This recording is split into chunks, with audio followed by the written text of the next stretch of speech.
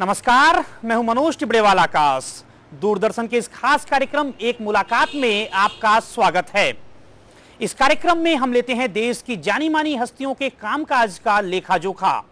इस बार बारी है देश के चर्चित वकील और कांग्रेस के वरिष्ठ नेता डॉक्टर अभिषेक मनु सिंघवी की। 51 वर्षीय सिंघवी को देश की नामचीन पत्रिका इंडिया टुडे ने मार्च के अंक में देश के 50 ऊंचे और रसूखदार लोगों की सूची में जगह दी है। डॉक्टर सिंघवी ने 27 मार्च को दिल्ली में न्यायिक सुधारों पर बेहद बड़ा सम्मेलन आयोजित किया। इस सम्मेलन में कानून के जानकार 1,500 से ज्यादा लोगों ने हिस्सा लिया। इसके अलावा प्रधानमंत्री डॉक्टर मनमोहन सिंह और कांग्रेस अध्यक्ष सोनिया गांधी भी इस सम्मेलन में पहुंची। इन सब पर आज हम राय जानेंगे डॉक्टर अभिषेक मनु सिंघवी की। सिंघवी साहब, आपका बहुत स्वागत है दूरदर्शन के खास कार्यक्रम एक मुलाकात में। सबसे पहला सवाल, अपने गठन के 22 साल बाद कांग्रेस के कानून और मानवाधिकार विभाग ने आपके नेतृत्व में इतना बड़ा राष्ट्रीय सम्मेलन दिल्ली में न्यायिक सुधारों पर आयोजित किया। इसके पीछे सोच क्या थी? मुझे विशेष हर्ष है कि इतने समय बाद इतने बड़े स्केल पे आयोजन हुआ। 2009 में कांग्रेस अध्यक्ष ने काफ़ी अरसे बाद दो अलग अलग डिपार्टमेंट जो कांग्रेस के थे, एक था कानून का, विधि का, एक था मानव अधिकार का, उनको जोड़ा। पहले इसमें पूर्व कानून मंत्री एक विभाग के अध्यक्ष थे और पूर्व भारत के मुख्य न्यायाधीश श्री मिश्रा मानव अधिकार विभाग के अध्यक्ष थे।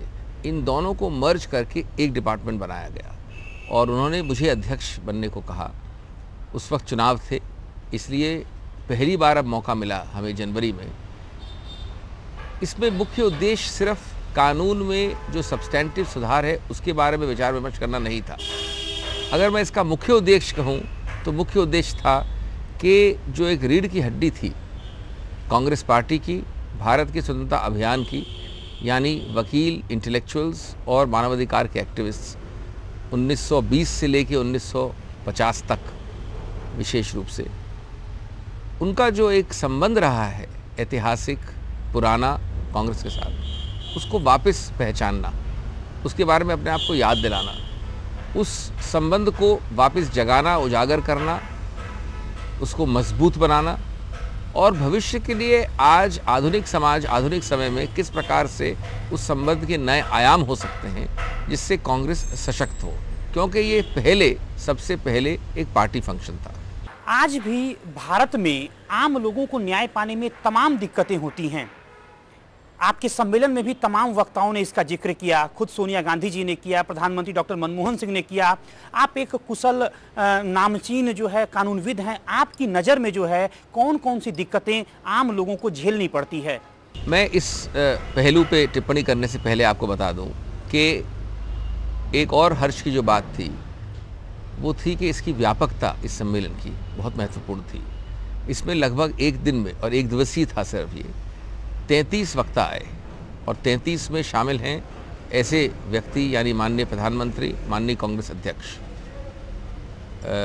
वित्त मंत्री, गृह मंत्री, करीब करीब हर महत्वपूर्ण कैबिनेट मंत्री, 3-4 मुख्यमंत्री, मिनिस्टर ऑफ स्टेट, राज्य मंत्री, जनरल सेक्रेटरी पार्टी के, पीसीसी प्रेसिडेंट्स और हमारे अलग अलग प्रदेशों में विभिन्न विभागों के अध्यक्ष। तो बहुत व्यापक था ये। दूसरी व्यापकता का पहलू, हमने इसमें जानबूझकर उद्घाटन वाले और वैलिडिटी के सेशन को छोड़कर 3 सेशन रखे थे और पहले का मुख्य फोकस था यही संबंध जगाना वापस कांग्रेस का वकीलों और इंटेलेक्चुअल्स के साथ, और वकीलों और इंटेलेक्चुअल्स का हर ब्लॉक पे, हर डिस्ट्रिक्ट पे, हर प्रदेश पे कांग्रेस के साथ। दूसरा जो सेशन था वो था सब्सटेंटिव, अगर कहें आप, कानून में सुधार का।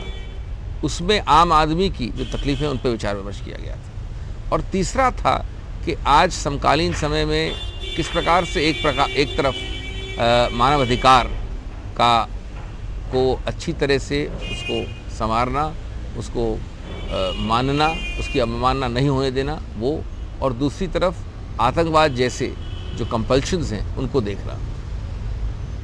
जहाँ तक आपका सवाल है आम आदमी और कानून का, इसमें बीच वाले सेशन में बहुत महत्वपूर्ण विचार विमर्श हुआ। जो विलंब की हमारी प्रॉब्लम है इस देश में, जहाँ जिसका जिक्र प्रधानमंत्री ने भी उद्घाटन सेशन में किया कि एक तरफ तो उत्तीर्ण वकील हैं इस देश में, विश्व भर में पहली बार भारत ने जिसको कहते हैं basic structure of the constitution की मापदंड को उजागर किया, इजाद किया, जो किसी देश में नहीं था। यानी एक ऐसा अजीबोगरीब सिद्धांत कि एक सांविधानिक संशोधन भी असंवैधानिक हो सकता है, ये कहीं विश्व में नहीं हुआ था। PIL जो विश्व में इजाद भारत में हुआ, जुडिशियल रिव्यू के ये आयाम कहीं नहीं है जो भारत में है। तो एक तरफ तो ये इतने उत्तीर्ण जिसे कहते हैं हम शिखर पर पहुंच गए हैं, और दूसरी तरफ लगभग 3 करोड़ का विलंब केसेस का जो पेंडेंसी है, जिसको विलंब कहते हैं। इसके बारे में कई सजेशंस हुए। ग्राम न्यायालयों का विशेष रूप से प्रधानमंत्री ने जिक्र किया, जो अब 1 वर्ष के अंदर अंदर पूरी तरह से कार्यान्वित हो रहे हैं। किस प्रकार से ADR यानी जो केसेस हमारे सिस्टम में पेंडिंग हैं, लंबित हैं, उनको बाहर निकाल के और अन्य प्रकारों से उनका निर्णय किया जाए, वगैरह वगैरह। इसके अलावा विशेष रूप में जो हमारे नेता हैं, बहुत अनुभवी नेता, उनको किस प्रकार से दिन प्रतिदिन अपने कामकाज में ब्लॉक लेवल पे, डिस्ट्रिक्ट लेवल पे जो प्रॉब्लम्स आती हैं आम आदमी की, जो न्यायिक सिस्टम बाधा बनता है, जिसके लिए हल नहीं करता, कई बार बाधा बन जाता है, उसका जिक्र भी हुआ। तो बड़ा एक अनूठा सेशन था। सिर्फ उसमें कानूनी तकनीकी बात नहीं थी, लेकिन आम अनुभव की, आम आदमी से जुड़ी राजनीतिज्ञों द्वारा और जनता जनार्दन से जो लोग डील करते हैं उनके द्वारा टिप्पणी थी। और हर उसमें यद्यपि समय कम था, लगभग 2 प्रश्न पूछे भी गए थे फ्लोर से भी, तो प्रश्नोत्तर भी रहा था। क्या खास क्वेश्चन थे? क्वेश्चंस थे, एक उदाहरण दूँ आपको मैं कि फौजदारी का जो क्षेत्र है, क्रिमिनल लॉ का, बहुत बड़ा क्षेत्र है, उसमें किस प्रकार से इतनी जो पेंडेंसी है, सिविल में तो काफ़ी काम हो रहा है कि जल्दी ख़त्म हो, लेकिन क्रिमिनल में पेंडेंसी बहुत है, तो कैसे किया जाए, ये प्रश्न मुझसे पूछा गया था। और पूर्व विधि मंत्री ने पूछा था, गोवा के खलब साहब ने। मैंने कहा कि मलिमत कमेटी रिपोर्ट है, उसमें कई सुझाव दिए गए हैं, उन सुझावों को धीरे धीरे कार्यान्वित किया जा रहा है। एक उदाहरण दूँ मैं आपको कि लाखों केसेस आज हमारी मजिस्ट्री को सुनने पड़ते हैं, निर्णित करने पड़ते हैं, जो मोटर व्हीकल से संबंधित हैं, यानी जो छोटे पेटी एक्सीडेंट्स होते हैं, जिनमें कुछ फ़ाइन होता है, जिनमें कुछ रुपए की बात है, उसमें भी आपको कोर्ट जाना आवश्यक है, आपका समय नष्ट होना आवश्यक है, और उस मजिस्ट्रेट का समय नष्ट होना भी आवश्यक है। तो हमने प्रयत्न किया है कि इतने लाखों जो केसेस मोटर व्हीकल्स के, उनको वहाँ से हटाकर किसी एक ऐसे सिस्टम में जल्द से जल्द निपटाया जाए, जैसा कि उदाहरण के तौर पे इंग्लैंड में होता है कि वरिष्ठ जो अधिवक्ता हैं वो लोग टेम्प्रेरी 2-3 साल के लिए बैठते हैं और इस प्रकार के पेटी केसेस को डील करके ख़त्म कर देते हैं। एक उदाहरण का दे रहा हूँ मैं आपको, एक सिर्फ एग्जाम्पल के तौर पे, लेकिन इस प्रकार के कई मुद्दे डिस्कस हुए हैं। आपकी पार्टी की कौन सी ऐसी रणनीति होगी जिससे आम आदमी को त्वरित न्याय मिले? देखिए, अंततोगत्वा पार्टी इस चीज़ को लागू नहीं कर सकती, आप जानते हैं, क्योंकि ये नीति बननी पड़ती है सरकार की और कार्यान्वित होनी पड़ती है सरकार के स्तर पर। पार्टी अकेली नहीं है, एक गठबंधन में है जो व्यापक गठबंधन है, लेकिन जब सत्ता में होती है पार्टी तो देखा गया है कि पार्टी विलुप्त हो जाती है, पार्टी कमज़ोर हो जाती है, क्योंकि सत्ता चल रही है, सरकार चल रही है, लोग सोचते हैं कि अपने आप पार्टी का काम हो जाएगा। इस बार UPA 1 में भी और UPA 2 में पहली बार देखा गया, मैं समझता हूँ 60 वर्ष में पहली बार ऐसा हुआ है कि सत्तारूढ़ पार्टी एक तरफ सरकार सशक्त है, मनमोहन सिंह जी जैसे प्रधानमंत्री के नेतृत्व में चल रही है, और दूसरी तरफ पार्टी कभी कमज़ोर नहीं हुई सत्ता में होने के बावजूद, क्योंकि उसकी बागडोर सोनिया गांधी जी ने संभाल रखी है। तो उसी प्रक्रिया में जब पार्टी मांगती है, पार्टी के डिपार्टमेंट ने ऐसा फंक्शन सत्तारूढ़ होते हुए करा, ये महत्व रखता है, क्योंकि सत्तारूढ़ होते हुए जब पार्टी का इतना महत्वपूर्ण डिपार्टमेंट मांग करता है तो उसका पूरा सिग्नल रजिस्टर होता है। और अंततोगत्वा यद्यपि प्रधानमंत्री और कानून मंत्री आए थे, वो किस हैसियत से आए थे? वो पार्टी वर्कर के हैसियत से आए थे। प्रधानमंत्री भी पार्टी वर्कर है और विधि मंत्री भी पार्टी वर्कर है। तो वही लोग सरकार चलाने में इस बात को समझते हैं, और जब कांग्रेस इसकी मांग करती है, सोनिया गांधी जी के नेतृत्व में उद्घाटन में इसकी मांग होती है, तो निश्चित रूप से जो उसको गति मिलती है, जो दिशा मिलती है और जो स्पीड मिलती है, वो आम नहीं मिल सकती। सिंघवी साहब से ये बात आगे भी जारी रहेगी, लेकिन यहाँ पर रुकेंगे एक छोटे से ब्रेक के लिए।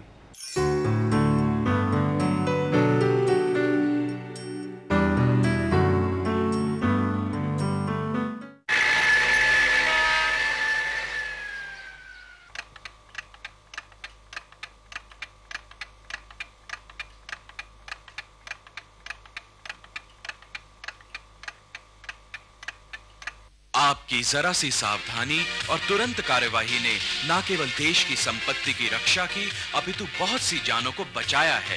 आतंकवाद के खिलाफ एकजुट हों, आमतौर पर सावधानी बरतें, आगंतुकों, ग्राहकों और उनके थैलों वगैरह की तलाशी लें, संदिग्ध वस्तुओं या संदिग्ध गतिविधियों पर नजर रखें, किसी भी तरह का शक होने पर पुलिस को सूचित करें, बच्चों को सावधान रहने की सलाह दें, सीसीटीवी लगवाएं।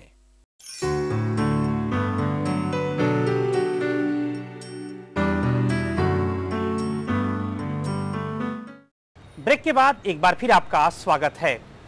सुमी साहब, आजादी के आंदोलन से लेकर अब तक कांग्रेस में वकीलों की बड़ी भूमिका रही है। खुद देश के पहले प्रधानमंत्री जवाहरलाल नेहरू या फिर महात्मा गांधी की बात करें, सभी वकील थे। वर्तमान में गृह मंत्री पी चिदम्बरम भी वकील हैं। आपने जो देश में 15 लाख वकील हैं, इनको कांग्रेस से जोड़ने का एक महती बीड़ा उठाया हुआ है। आपकी कौन सी ऐसी रणनीति होगी जिससे देश के वकील कांग्रेस से ही जुड़ें? मेरा सवाल इसलिए भी इम्पोर्टेंट है कि देश में कई राजनीतिक दल हैं। आपकी पार्टी में ऐसी क्या खासियत है कि देश के वकीलों को जो है कांग्रेस से जुड़ना चाहिए? पहली बात तो जो आपने नाम लिए उसमें एक बहुत लंबा सूची जोड़ी जा सकती है। सबसे प्रसिद्ध एनआरआई तो खैर गांधी जी थे, लेकिन जिन्होंने प्रैक्टिस की, नेहरू जी, जवाहरलाल जी ज़्यादा प्रैक्टिस नहीं कर पाए क्योंकि स्वतंत्रता संग्राम में जुड़ गए, लेकिन जिन्होंने प्रैक्टिस की और बहुत सफल रहे प्रैक्टिस में, वो थे मोतीलाल जी, जवाहरलाल जी के पिता। अगर मैं आपको 1920 की उनकी कानूनी काम करके आय बताऊं तो अचंबा होगा कि उस ज़माने में लाखों रुपए की उनकी फीस थी। उसके बाद श्रृंखला लंबी है, राजेंद्र प्रसाद हैं, अंबेडकर हैं, कोई अंत नहीं है सूची का। नंबर 2, इसकी व्यापकता का आपको मैं एक उदाहरण दूं। हमारे पास विज्ञान भवन में 1500 का लगभग जगह है। यद्यपि हमने पहले चेतावनी दे दी, कार्ड नहीं दिया, लिमिट कर दिया, तो भी इस दिन, इस शनिवार को भी लगभग 2000 से ज़्यादा 2200 वकील भारत के अलग अलग भागों से आए थे। उनमें इतनी ऊर्जा, इतना उमड़ता हुआ पैशन, इतना लव और अफेक्शन था कि आपको देखने से मालूम पड़ता। तीसरा, अगर कॉमनवेल्थ गेम्स नहीं हो रहे होते इस वक्त, तो मैं आपको दावे के साथ कह सकता हूं कि हम इसको तालकटोरा स्टेडियम जैसी जगह पे करते, और हमने बीड़ा उठाया कि अगले वर्ष 7,500 से 10,000 वकीलों का ऐसा आयोजन आप देखेंगे दिल्ली में।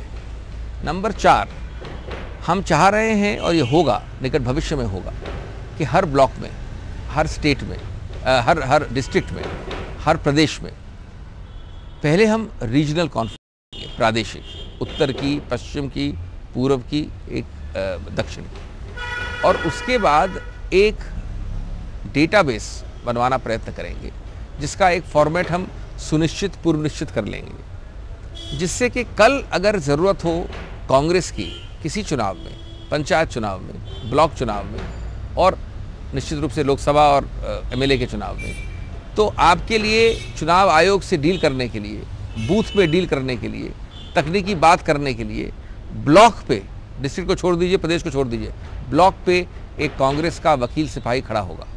उसके लिए तस्वीर के साथ, मोबाइल नंबर के साथ, उसके ब्लॉक एड्रेस के साथ हम एक डेटाबेस बनवाएंगे। आपको अनुमान नहीं हो सकता कि जब चुनाव होता है तो कितनी तकनीकी प्रॉब्लम्स आती हैं। अगर आप कैंडिडेट हैं, कितने भी सशक्त हैं, आप लगे रहते हैं अभियान में, दूसरा आदमी सिर्फ आपके विरुद्ध नहीं लगा रहता है, लेकिन आपके काम में त्रुटियां निकालना तकनीकी रूप से, जिससे चुनावित होने के बाद किस प्रकार से आपका चुनाव निरस्त हो सके, उस पर लगा रहता है। जब पोलिंग बूथ के दिन में हज़ारों तकनीकी चीज़ें होती हैं, इन सबको देखने के लिए वकील के सहयोगी, ह्यूमन राइट्स एक्टिविस्ट की बहुत ज़रूरी होती है। पिछले चुनाव में 2009 में, यद्यपि हम डिपार्टमेंट का मेरे को बने हुए अध्यक्ष 2 महीने हुए थे, तो भी हमने लगभग 1000 कंप्लेंट्स चुनाव आयोग को या तो की या उनका सामना किया। जिन लोगों को डिस्क्वालीफाई किया गया, एक्शन लिया जाने लगा, उनको हमने डिफेंड किया। तो बहुत महत्वपूर्ण कार्य है, इसका आयाम बहुत व्यापक है, बहुत बड़ा है। काम थोड़ा धीरे धीरे होगा, लेकिन मुझे इसमें कोई आशंका नहीं है कि अगले वर्ष तक आप एक और बड़ा मील पत्थर देखेंगे। सिंघवी साहब, कानून की जानकारी आपके खून में है। आपके पिता डॉक्टर लक्ष्मीबल सिंघवी जी खुद बहुत बड़े कानूनविद थे। आप देखते होंगे अक्सर न्यायपालिका में भ्रष्टाचार की बात आती है, कैसे इसे दूर किया जा सकता है? जब हमने प्रैक्टिस शुरू की थी तो कभी कभी 2-4 हफ्ते में एक किसी lower court, civil court, district court जज के बारे में ऐसा आरोप सुनते थे, उसको भी दबी हुई आवाज़ से कभी कभी सुनते थे। दुर्भाग्य की बात है कि आज ऐसी बातें आम होने लगी हैं और उच्च न्यायालय से लेकर उससे भी ऊपर होने लगी हैं। मैं समझता हूँ इसके लिए अंततोगत्वा सबसे ज़्यादा जो सिद्धांत महत्वपूर्ण है वो है अच्छे लोगों को चुनना। चुनने के बाद आप उसको पुलिस करें, उस पर प्रतिबंध लगाएं, उसको कंट्रोल करें, उसको इम्पीच करें, उसको हटाएं, वो एक अलग प्रक्रिया है। वो है एक दंड की प्रक्रिया, एक ठीक करने की, करेक्शन की प्रक्रिया। लेकिन जिसको प्रिवेंटिव कहते हैं, ऐसी दवाई जो कि बीमारी होने से पहले काम करे, वो ज़्यादा महत्वपूर्ण होती है। और सबसे ज़रूरी प्रिवेंटिव दवाई जो है वो है सही लोगों को चुनना। मैं समझता हूँ कि मैं राजनीति की बात नहीं कर रहा, मैं किसी व्यक्ति की बात नहीं कर रहा, लेकिन पिछले 25 साल में हमारे नियुक्ति की प्रणाली और प्रक्रिया में बहुत गिराव आया है। इस बात का एहसास बढ़ गया है अब, इसलिए आप सुधार देख रहे हैं और मैं समझता हूँ इस सुधार से ही फर्क पड़ेगा। दूसरा, जहाँ तक दंड की सवाल है, इसमें साथ साथ प्रिवेंटिव के साथ साथ दंड का भी आवश्यकता है। मैं समर्थन करता हूँ पूरी तरह से उस प्रस्तावित कानून का जिसके अंतर्गत अलग अलग ग्रेडेशंस में दंड की प्रक्रिया की जा सकती है, जो इम्पीचमेंट के ब्रह्मास्त्र के अलावा भी ऑप्शंस देता है। आज की हालत यह है कि या तो मैं आपको एक डेथ पेनल्टी दे सकता हूं, ब्रह्मास्त्र जिसका है इम्पीचमेंट का, और या मैं कुछ नहीं कर सकता। तो इन दोनों के एक्सट्रीम्स के बीच में जो गैप है उसको भरना आवश्यक है। इसलिए कई ऐसी सिचुएशंस होती हैं जहां आप भ्रष्ट जज न हो, लेकिन आप लेट आते हो, काम नहीं करते हो, निकम्मे हो, धीरे काम करते हो, भ्रष्ट हो तो भी एक बहुत छोटी सी तरीके से हो, या अनायास हो, या बहुत बड़े भ्रष्ट हो। ये अलग अलग डिग्रीज के लिए चेतावनी से लेके, निलंबित करने से लेके, हटाना और इम्पीचमेंट, अलग अलग जो दंड के मापदंड हैं उनको कानून द्वारा प्रस्तावित किया जा रहा है। वो कानून अभी पास नहीं हुआ है। मेरा निजी सवाल है, मैं उसका समर्थन करता हूँ। अब अंतिम रूप, उसका रूपरेखा तो मैं समझता हूँ पार्लियामेंट देगी, लेकिन आप उसमें भी देखेंगे तो फर्क पड़ेगा। सिंघवी साहब, आपकी सरकार केंद्र में है, आप संसद में और विधानसभाओं में महिलाओं के 33% रिजर्वेशन की बात करते हैं, लेकिन बड़ा सवाल यह है कि सुप्रीम कोर्ट में महिला जजों की संख्या न के बराबर है। ऐसा क्यों? देखिए, पहली बात तो जो आरक्षण की बात हो रही है वो न्यायपालिका के बारे में बिल्कुल नहीं हो रही है। ये बड़ा स्पष्ट होना चाहिए। ये बात हो रही है कार्यपालिका में, विधायिका में, कार्यपालिका विधायिका में, और वो भी संसद और एमएलएस के स्तर पे। दूसरी बात, न्यायपालिका में ये बात सही है कि उच्चतम न्यायालय में आप नहीं देख रहे हैं, लेकिन उच्चतम न्यायालय को छोड़ के अगर आप अखिल भारतीय स्तर पे उच्च न्यायालय को देखें और डिस्ट्रिक्ट कोर्ट को देखें तो बहुत बड़ी भारी मात्रा में महिलाएं न्यायालय में जज के तौर से बैठी हैं। ये जब मैंने प्रैक्टिस शुरू की और आज में ज़मीन आसमान का फ़र्क है। आप सिर्फ उच्चतम न्यायालय को देख रहे हैं, वो बात सही है आपकी कहनी, लेकिन आज हर स्तर पे उसको छोड़कर अच्छा हो रहा है। नंबर 3, वकीलों में भी ही कॉम में, आखिर जजेस तो वकीलों से ही आते हैं ना। वकील जब हमने ज्वाइन किया था तो इक्का दुक्का बहुत कम महिलाएं वकीलें थीं। आज अगर 2 सबसे बड़े चेंजेस आए हैं, उनकी महिलाओं की संख्या हर स्तर पे बढ़ गई है। लेकिन जब महिलाओं ने लेट शुरू किया तो एकदम उच्च स्तर पे पहुंचने में थोड़ा समय लगता है, इसलिए उच्च स्तर पे नहीं है, इसलिए कभी कभी उच्चतम न्यायालय में पहुंचने में भी थोड़ा टाइम लग जाता है। लेकिन अब आपने देखा है, जैसे हम बात कर रहे हैं कि प्रस्तावित एक महिला का बहुत निकट भविष्य में नियुक्ति वहाँ भी होने वाली है, और मैं समझता हूँ कि 30 के स्ट्रेंथ में लगभग 2 महिलाएं आम रहेंगी भविष्य में इस स्तर पे, उच्चतम न्यायालय के स्तर पे। मुझे इसका कोई संदेह नहीं है। सिंघवी साहब, देश भर में अभी भी जजों के तमाम पद जो है अदालतों में खाली हैं। इस दिशा में आपकी सरकार क्या कर रही है? ये एक महत्वपूर्ण सवाल है विलंब का और एरियर्स का। 15-18 साल पहले उच्चतम न्यायालय में हलफनामा फाइल किया गया तो बड़ी रोचक बात निकली कि स्वतंत्रता से लेकर तब तक 1992-93 तक, और आज भी ये सही है, लगभग जो 650-700 उच्च न्यायालय की पद हैं जज के, उनमें हमेशा 150 खाली रहे हैं। तो निश्चित रूप से एरियर्स का ये बहुत बड़ा महत्वपूर्ण कारण है। मैं समझता हूँ कि इसके लिए एक प्रोटोकॉल बनाना पड़ेगा कि हर पद जो खाली होने वाला है सेवानिवृत्ति के कारण, उसकी खाली होने की तिथि आप जानते हैं शुरुआत से। जिस दिन आपको मैं नियुक्त करता हूँ उस दिन मैं जानता हूँ किस दिन आप खाली होने वाले हैं, उस दिन रिक्त करने वाले हैं उस स्थान को। उस स्थान के रिक्त होने के महीने या 2 महीने पहले उसके सक्सेसर को घोषित कर देना चाहिए, जिससे कि कोई गैप नहीं रहे। इसमें विलंब है, कुछ प्रक्रियाएं ऐसी हैं जिसमें समय लगता है, कई बार विरोधाभास आ जाता है कि आपका नाम जाता है तो आपका नाम कटता है, मेरा नाम जाता है तो मेरा नाम कटता है, ये टाइम लगता है।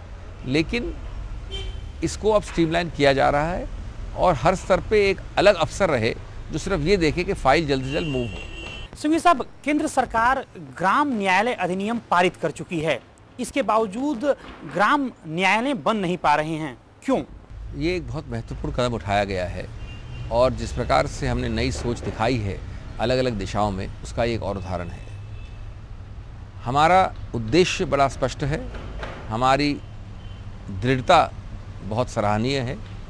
इसमें थोड़ी सी आर्थिक तकलीफ़ों के कारण और मैं समझता हूँ जितना सहयोग प्रदेशों से चाहिए उतना न मिलने के कारण विलंब हो रहा है।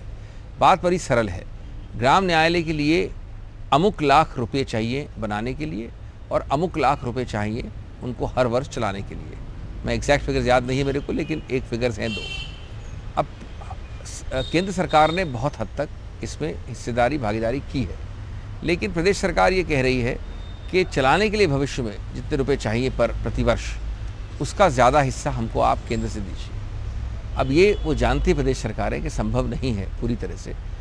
मैं समझता हूँ इसका भी हल निकाला जा रहा है, कुछ हद तक इसमें बात सहमति हो गई है। एक अधिक मात्रा केंद्र सरकार देगी, लेकिन कुछ हिस्सेदारी और योगदान आर्थिक रूप से प्रदेश को भी करना पड़ेगा। कुछ जगहों पे धीरे धीरे शुरू हो रहे हैं, ग्राम न्यायालय शुरू हो गए हैं, ये समय की बात है। ये अभियान आग की तरह अखिल भारतीय स्तर पे पकड़ेगा और मैं ये कहना चाहूँगा कि जब जो शुरुआत है 2, 4, 10 न्यायालयों की, उनका असर और प्रभाव उस ब्लॉक, उस डिस्ट्रिक्ट पे आप देखेंगे तो अपने आप प्रदेशों द्वारा जो झिझक है और जो भय है कि हमारे को आर्थिक बोझ बनेगा, वो ख़त्म हो जाएगा और एक बहुत बड़ी गति से, ज़बरदस्त गति से ये आग पकड़ेगा। सिंघवी साहब, कहते हैं कि देर से मिला न्याय न्याय नहीं कहलाता। आज हमारे देश की जो न्यायिक प्रणाली है उसका लोहा पूरी दुनिया मानती है, लेकिन जो हमारे लंबे अरसे तक जो मुकदमे लटके रहते हैं, यानी कि मुकदमों की जो लंबित संख्या है, वो हमारी न्यायिक प्रणाली पर एक दाग जैसा है। पिछले 3 महीने में ही आप देखें तो 14 लाख से ज़्यादा मुकदमे जो है लंबित हुए हैं और आज करीब 3 करोड़ से ज़्यादा लंबित मुकदमों की संख्या है। कैसे घटेगी ये संख्या? ये पुरानी प्रॉब्लम है, हम इसका सबका हल जानते हैं, हमें कोई कमेटियाँ बनाने की आवश्यकता नहीं है। मैं समझता हूँ कि यूपीए ने और केंद्र ने इसके ऊपर इस प्रॉब्लम के ऊपर एक जिहाद डिक्लेयर कर दिया है। हमने इस पर एक वॉर कर दिया है और उसका असर आप 1 वर्ष में और 2 वर्ष में देखेंगे। इसको सामूहिक रूप से कई सारी मल्टी प्रोंग्ड अटैक किया जा रहा है। इसमें नए जजेस ज़्यादा अपॉइंट करना, फास्ट ट्रैक कोर्ट्स बनाना, सेवानिवृत्त पदों को जल्द से जल्द भरना, रिक्त स्थान नहीं छोड़ना, जो पेटी ऑफेंसेस हैं उनको न्यायिक प्रक्रिया से हटाकर और प्रक्रियाओं से हल करना, इंफ्रास्ट्रक्चर पे खर्चा करना, ज़्यादा कोर्ट्स, ज़्यादा कंप्यूटर्स, ज़्यादा स्टाफ पे, वगैरह वगैरह। मैं समझता हूँ इन सब चीज़ों का सामूहिक प्रभाव आप जल्द से जल्द देखेंगे। हाँ, ये बात ज़रूर है कि इतना विलंब भी नहीं होना चाहिए था।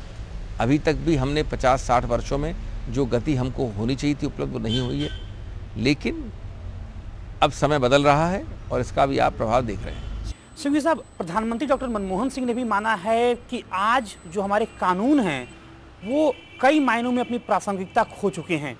क्या आपको नहीं लगता कि इन कानूनों को संशोधित किया जाना चाहिए? निश्चित रूप से समितियां बैठी हैं और मैं समझता हूं भविष्य में समितियां बैठेंगी। हमने ऑलरेडी कई ऐसे कानून, लगभग 400-500 ऐसे कानून जो उनका संदर्भ खत्म हो गया है, प्रासंगिकता खत्म हो गई है, उनको हटा भी दिया है। लेकिन ऐसे और बहुत कानून, मैं समझता हूँ इसकी रियल मूल मुद्दा केंद्र स्तर पे न होकर प्रादेशिक स्तर पे है। स्टेट कानून संख्या में जो प्रासंगिकता छूट गई है जिनकी, या चली गई है, जिनका संदर्भ खो गया है, वो बहुत ज़्यादा है मात्रा में बनिस्पत केंद्र के स्तर पे। उनके लिए प्रदेशों को समितियां बनाकर उनको आइडेंटिफाई करके, जैसे कि पहले हुआ था केंद्र के स्तर पे कुछ वर्षों पहले, उनको हटाना पड़ेगा।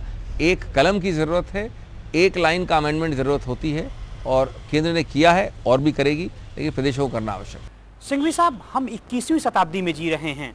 आप अक्सर देखते होंगे कि हमारे देश में जो ग्रामीण इलाके हैं वहां पर पंचायतें अक्सर उल्टे सीधे फरमान जारी करती रहती हैं। अभी हाल में करनाल के जो है मनोज और बंटी का मामला सबके सामने है। आखिर ऐसे जो उल्टे सीधे फरमान जो पंच जारी करते रहते हैं, इस पर प्रभावी अंकुश सरकार क्यों नहीं लगा पा रही? देखिए, इसको आप कोई नाम दें, खाप कहें, पंचायत कहें, एल्डर्स कहें, ये बड़ा सरल शब्द है। ये खून खराबा है, ये मर्डर है, और मर्डर के लिए एक आचार संहिता में प्रावधान है 302। ये खाप पंचायत कह के किसी प्रकार का कोई हमारे देश में ऑनर किलिंग नाम की कोई चीज़ नहीं होती है। Killing is a killing, there is no honour in killing, there is no honour in being killed. तो इसलिए ये सब तो कुछ एकदम जिसे कहते हैं डिस्टॉर्टेड सोच का परिणाम है। हमें गर्व है कि हम एक लोकतंत्र हैं, और कई ऐसे देश जहाँ की ऑनर किलिंग्स को अनुमति दी जाती है, मान लिया जाता है, कुछ हद तक सार्थकता होती है उनमें। बिल्कुल हमारे देश में न माना गया है, न चलने दिया जाएगा। आप देखेंगे कि जैसे जैसे ये केस आगे और आएंगे, इनका बहुत ही कड़े और गंभीर रूप से इनको खत्म किया जाएगा, और दंड जो आपने आज देखा वो न्यूनतम दंड होगा। आप टीवी चैनलों पर अपनी बेबाकी के लिए जाने जाते हैं, आप पार्टी के काम में व्यस्त रहते हैं, कोर्ट कचहरी में व्यस्त रहते हैं, ऐसे में परिवार के लिए कैसे समय निकाल पाते हैं? ये अच्छा किया कि ये प्रश्न आपने मुझसे पूछा और परिवार के अन्य सदस्यों से नहीं पूछा।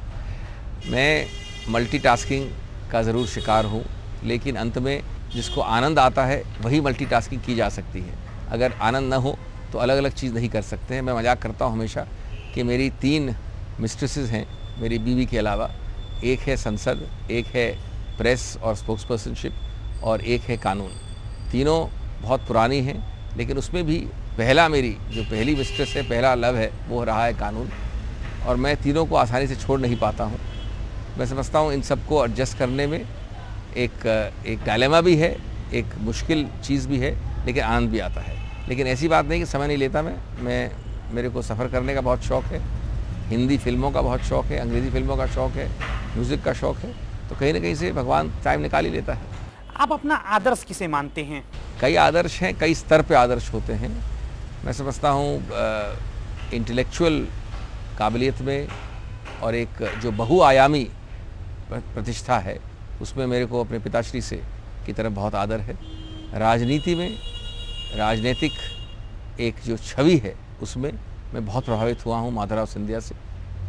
इस प्रकार के कई उदाहरण हैं, लेकिन ये 2 नाम विशेष रूप से मैं लेना चाहूँगा। आखिरी सवाल आपसे जानना चाहेंगे कि हर सफल व्यक्ति के पीछे किसी न किसी का हाथ होता है, आपकी सफलता के पीछे किसका हाथ है? सबसे बड़ा श्रेय तो भगवान का है, जो कुछ छोटे ज़्यादा कम में मैं सफल जिसको आप कह रहे हैं, और बाकी मैं समझता हूँ परिवार के हर सदस्य का, क्योंकि सबसे पहले त्याग और समर्थन उन्हीं को करना पड़ता है। बहुत बहुत शुक्रिया सिंघवी साहब दूरदर्शन से बातचीत के लिए। तो ये थे डॉक्टर अभिषेक मनु सिंघवी, जिन्होंने कानूनी और राजनीतिक मसलों पर बेबाकी से अपनी राय हमारे बीच रखी। डॉक्टर सिंघवी ने साफ किया कि केंद्र की यूपीए सरकार आम जनता को त्वरित न्याय दिलाने के लिए और न्यायिक सुधारों के लिए ठोस कदम भविष्य में उठाती रहेगी। अगले सप्ताह हम आपसे इसी समय फिर मिलेंगे देश की एक और बड़ी शख्सियत के साथ। तब तक हमें दीजिए इजाजत। नमस्कार।